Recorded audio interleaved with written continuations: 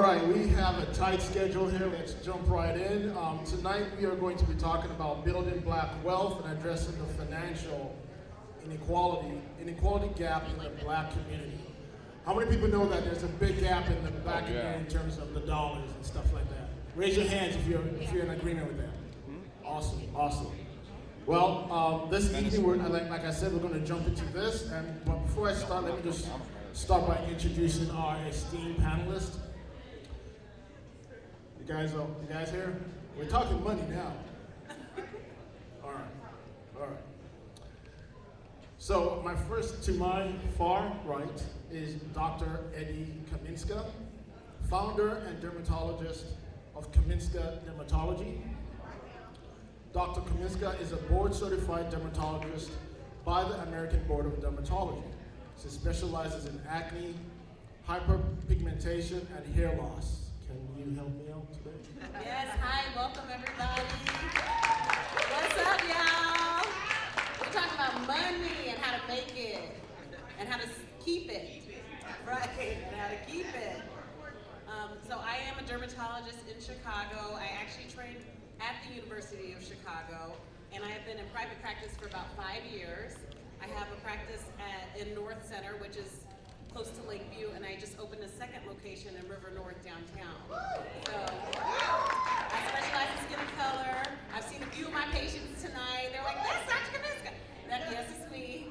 And I'm so happy to be here tonight to talk to you about how I started my practice, how I make money, and how to invest, and how to grow your resources, because I really believe that we all have a talent that we can contribute to the world. Whether it is in fashion, in marketing, in business, it boils down to the Benjamins. Right, baby? Babies. I got my twins right there. Stand up, girls. Stand up. There's Eva. Come on, Kaya. And there's Kaya. So I want to be a role model to my girls. Excellent. Next up we have Dundee Gouin. I know, it's all good. Dundee Gouin is a managing director and chief leadership officer at NorthWestern Mutual Chicago. Introduce yourself. I'm Dundee. Recently moved to Chicago, so only been here for about 90 days, and I'm enjoying this. So coming from Florida, yeah, you see me twice now, right? So Chicago is very welcoming. So glad to be with you all. We have an office right down the street on 53rd and Hyde Park Boulevard. So come check us out. Awesome, thank you, Dundee. And last but not the least, I have OnjaLee LaShay, president of OLashay Strategic Marketing Solutions. Tell us what you do. Yes, so to sum up what I do, I just say, think of us as the marketing department for your small business. So we like to help small businesses grow, make sure they have a strong presence online, make sure their website is right, make sure they have a good marketing strategy in place once they do have a business. We just want to see businesses win. We hate to see a now closed sign, so we do everything we can with our marketing resources to make sure that doesn't happen. Thank you. Let's give a round of applause for our esteemed panelists. Before I jump into the Q&A, can we have the room settle down just a bit? If you could make your way back to your seats. This is important. We're trying to figure out how to close this wealth gap. So if you can make your way back to your seats, that would be fantastic. If you want to stand, that's okay as well, but let's give them our full attention. Thank you very much. So I want to start with Dr. Kaminska. First question. What personal experiences or challenges have shaped your approach to building wealth as a black professional? And how can these experiences inform broader strategies for wealth creation in the black community? Well, I grew up in North Carolina, which is the dirty South.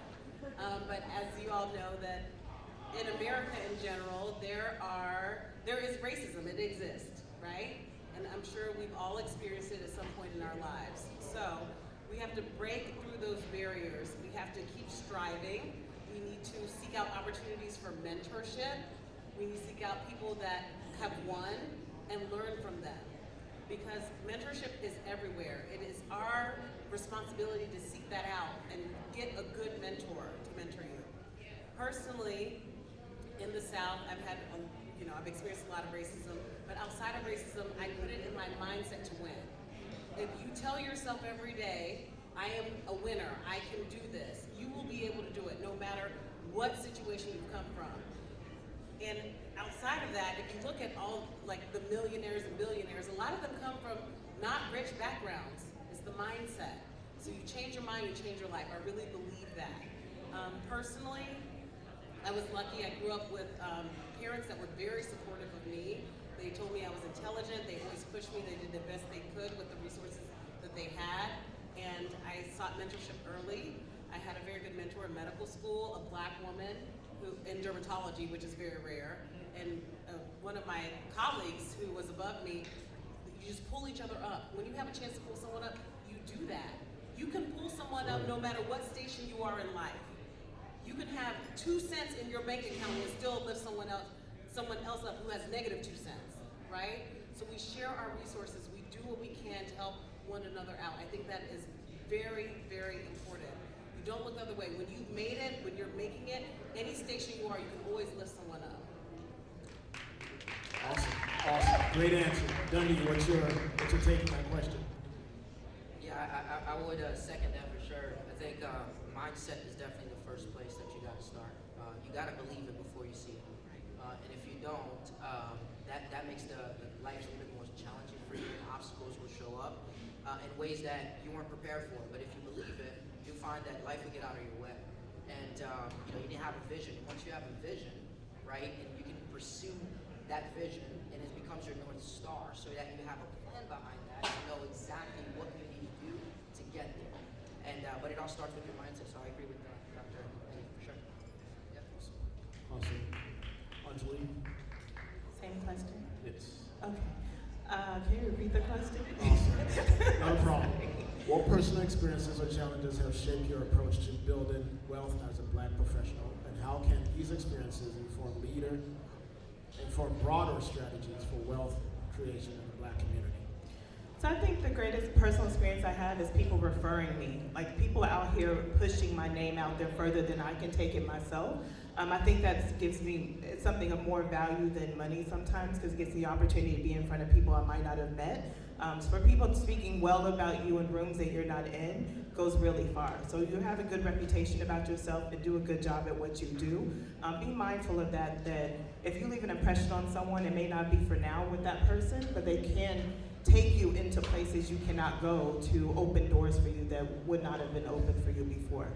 So every relationship is important. All these connections are important. You never know who you're talking to. If someone compliments me and say, I like your dress, someone said it today, and I'm like, oh, here's my card. Because you never know. It could be you need what I do, but I use it as an opportunity. You start talking to me, so I'm going to talk about my business. Because I love what I do, and somebody needs what I do. So, yeah. Awesome. So the takeaway from that question is that we have to lift each other up, and the mindset is part of the journey of getting to that point where you can actually start creating Black wealth. Great answers, everyone. Great answers.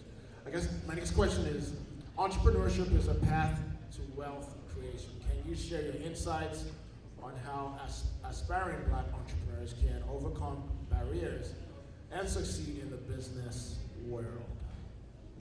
Anyone? I guess for me, what I would say is, one, you have to hone your craft. Doesn't matter what color you are, or background, ethnicity, you have to know your stuff. Because by knowing your stuff and you become an expert in where you're at, people will start respecting you, right? And that is what's going to make you break some of those barriers, because people can't deny greatness. And if you are willing to put in the time and effort to hone your craft, they're gonna have to respect that. And I would say, even in my own career, to go piggyback of what you said in terms of watching someone else succeed, you may not necessarily have someone to be that inspiration for you, so be it. Be it for others. I know sometimes we want to look up for other people, so to kind of be that futuristic person that we want to be, and sometimes we don't have that. So by being great where you're at, the opportunity for you to become the inspiration for someone else could specifically be the next door that someone else is looking to walk through. Before you hone your craft, know your credit score. Okay? Don't hide. Don't pretend it doesn't exist. look it up, figure it out, because once you hone your craft, if you need to take a loan, because loans can be a vehicle to get you to where you need to be. You need to know your credit score, because no one's gonna give you a loan if you have poor credit. I learned that from my brother-in-law, thank you. So that's one thing, know your credit score. Take ownership of any debt that you have. Do a spreadsheet. There are many books out there that teach you how to figure out what are your debts, what are your assets. You need to understand what that is so that you can move forward. Because you can have the greatest idea, you can have the greatest product. If you don't have financial backing, not that it's impossible, but it can be difficult without financial backing. Know where you stand, because knowledge is power. And you own yourself, right? And once you know, you can do something about it. You got great credit, great. If you got poor credit, you can change that within a few months, within a few years even. So know that. I think that's really important. Yes. So I want to say that to piggyback on what they were saying, that never stop learning, never feel like you are the master. You always have room to learn. Technology is evolving and changing things, so don't get comfortable feeling like I know it and no one's going to be better than me. You have to always keep pursuing more, learning more, trying new things, figuring out the next level. If you get too comfortable, you let so much more room for people to surpass you in what you do. And don't be afraid to, if you find yourself constantly asking questions, I don't know. A lot of us are walking around with the $600 to $1,000 phone in our hand, and we do not use it. YouTube has everything. You have people who are millionaires going back to YouTube and teaching people to bring them back up what they learned. They will tell you every single thing they learned, every single mistake they made, everything they did right, everything they did wrong. They will school you. You can literally go to school on YouTube. But don't be afraid to use your resources to find the answers instead of constantly saying, I don't know. Are you trying to know? Try to know. Educate yourself so you can be empowered to tackle the next thing and then the next thing. Good answer. Good answer. Interesting enough when it comes to technology, when I was asked to be a moderator for this panel, I said, you know what, let me go to ChatGPT and see what ChatGPT has to say. You know, so leveraging technology to kind of find out what's out there, make sure you do that. Make sure you do that. So you all have accomplished a lot of great things in your respective careers. Can you speak to some of the early setbacks and challenges you faced when starting out in your career? I can start. I think it was believing in myself and believing I did something that had a dollar amount tied to it. I started out as an event planner, and I was doing events, and I was going from 50 people coming to 250 people coming, and it took me a long time to charge for that, to believe in myself that I'm doing a good enough job. I don't have a college background in this. I figured it out and did it. To bet on myself and believe myself that this is who I am. Everyone was like, oh, I love it, you're great, can I book you for this, can I book you for that? To know your worth and stop doing everything for free. It's okay if you're figuring things out to barter or work with people at the beginning, but when you really know that you are owning your craft, stop giving it away for free because people won't appreciate you. I think for me, some of the challenges I faced was being born from Haiti and coming to the United States in 2001, really not knowing English and realizing a lot of my surroundings just didn't know how financially, just how the world works in America. And joining NorthWestern Mutual as a financial advisor, trying to make a change and realizing how difficult it was to work with African Americans just because they just don't know enough. And there's a lack of trust in the community because of that. And I remember struggling just financially, just growing, but just not getting there as quickly as my counterparts were, to the point where they told me, hey man, if you want to make money, stop working with black people. That's literally what they told me. And I took that to heart because I got into financial planning to help people. And I wanted to make a change in that. And I just kept pushing through and pushing forward to where we were eventually able to be nominated as a top 1% financial advisors nationally through NorthWestern Mutual. Round of applause. Awesome. Dr. Kaminska? I love what Dundee said because there is a lot of money in the black community. A lot. Look at the hair industry, multi-billion-dollar industry. Who's buying the hair? We are. Look at all this hair tonight. right? We're buying the hair. And I mean, even in my Black-owned, right? Well, not all of them, but some of them. And even in my profession as a physician, I see a lot of Black patients. And they are spending their money in my practice because they trust and rely on me as a Black physician, right? So the one thing I would have to say as setback is that I wish I would have known how to invest earlier, how to invest in myself. When you get paid, put a portion towards yourself. Always pay yourself first. That is the first thing you need to do. You get $10, you give $1 to yourself before you pay any bills, before you do this, that, before you buy Gucci shoes, whatever. Put $1 towards yourself. If you invest in yourself, that compounds over time, because we're talking about money. We're trying to evade the subject. We're talking about money, right? You put that in early, and it grows, and it will continue to grow. And I think that's really important. We need to invest in ourselves. Don't let any money come into your bank account that you don't invest in yourself first. The bills are always going to be there. I'm a Christian, so Jesus said the poor will always be among us, right? Bills will always be among us. Certain things, death and taxes, 2 things certain, right? Invest in yourself now, it will pay dividends in the future. Well said, well said, well said. I heard on NPR the other day that the size of the Black economy would equate to the 4th largest economy in the world, based on our buying power. So just imagine all the money that's in the Black economy and how the size of it relative to other economies here. So there is money. It's just how do we access it and how do we make sure we spend it within our community as well.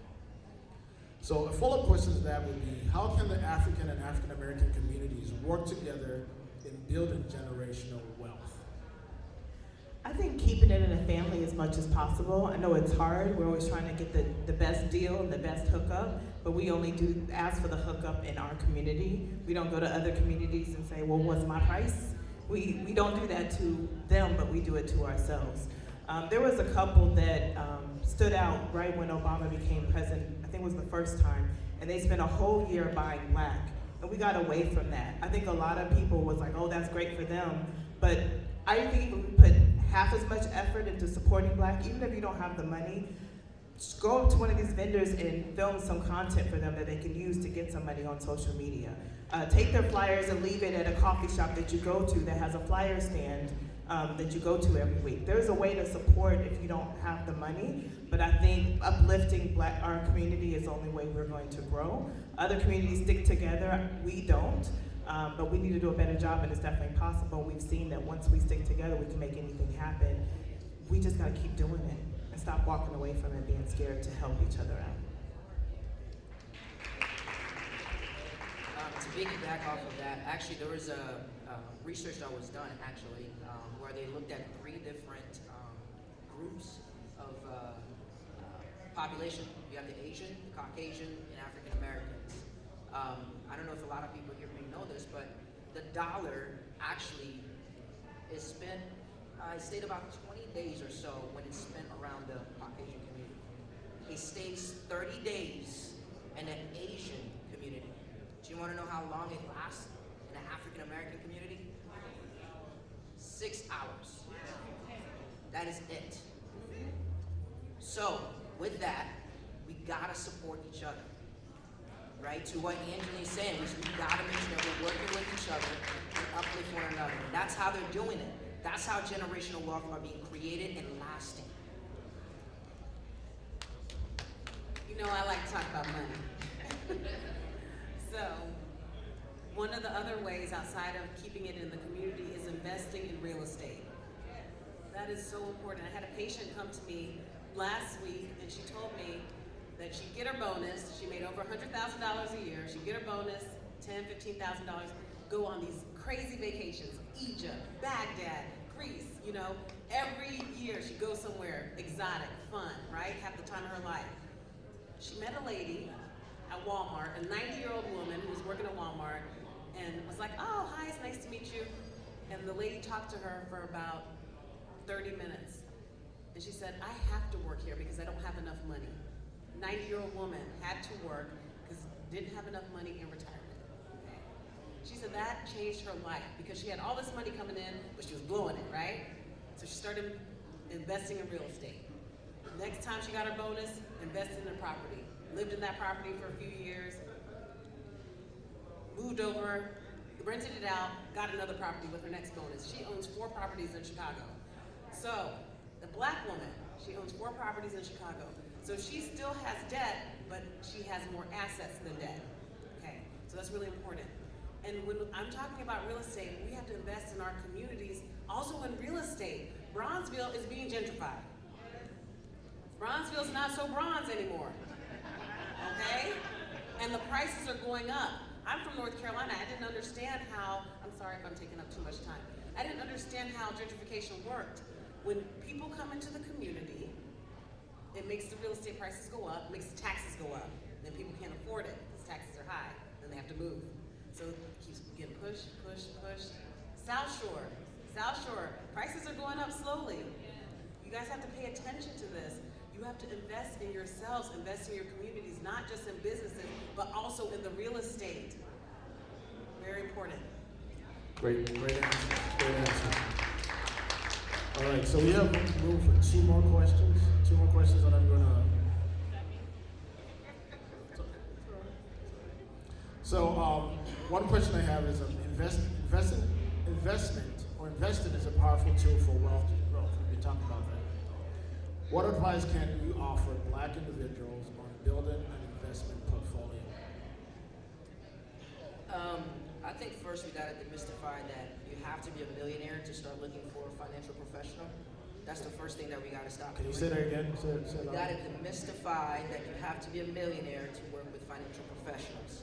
I think that is the best kept secret from our counterparts, that we assume that we have to have a lot of money to start seeking financial guidance. And the other components I would also say is you gotta start with your budget. Yeah, you gotta start with the basics. At my firm, we talk about 60-20-20 rule. Live on 60% of your income for your essentials, 20% for yourself to have fun because you work so hard to earn your money, and the other 20% is for your future, right? And if you could live off of that philosophy, you'll be so much better off 10, 20, 30 years from now. And then the last thing that I also want to add for that is a lot of people talk about investments and everything else. When we talk about generational wealth, it is so much easier if you just focus on the basics. Life insurance. Right. A lot of people just forget about that. Our Caucasian community are using that to be able to help create generational wealth because those dollars are passing down tax-free. They're not paying any taxes. So if we just focus on the basics, we can be so much more better off in working with a professional. You were reading my mind, life insurance. In the South, we say white people leave wills and Black people leave bills. I'm not leaving bills for my kids, right? So life insurance is huge, and contrary to popular belief, it can be affordable to get life insurance. That's right. Term life insurance to make sure, even for your family members, a lot of us in our community, we take care of our parents, right? We look back and we end up being the caretakers of our parents, grandparents, whoever when they get older in age. Getting them insurance, it doesn't have to be crazy expensive, but then when they pass, because we have to talk about passing, we can pray, God is good, God is real, in my opinion, right, all the time, God is good all the time, but God gives us a mind to do things to prepare, right? So life insurance, Dundee, you hit the nail on the head. You invest a little bit for huge dividends. You can have that nice funeral and pass something down. You said Right. nice funeral? Great funeral. You can even have a fashion walk. You can have a funeral. All right. Don't invest so much in fashion that you're not taking care of the basic necessities. Yes. Because we like to look good. Everybody in here looks real good tonight. That's right. But make sure that your investments and bank account also look good. Match the exterior and interior. Yes, all right, last question here is, lastly, how can we move forward as a community?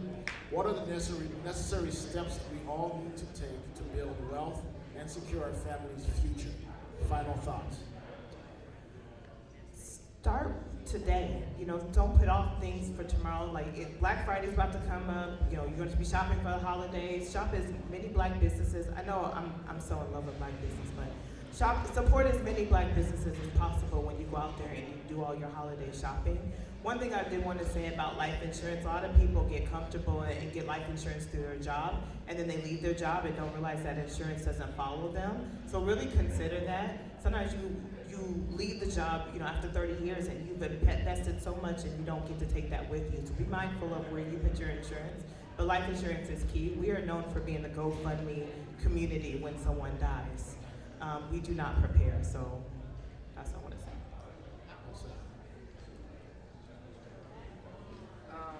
As far as how we can, I think we've said it earlier, I think it's just one, we gotta learn to support each other, work with a professional.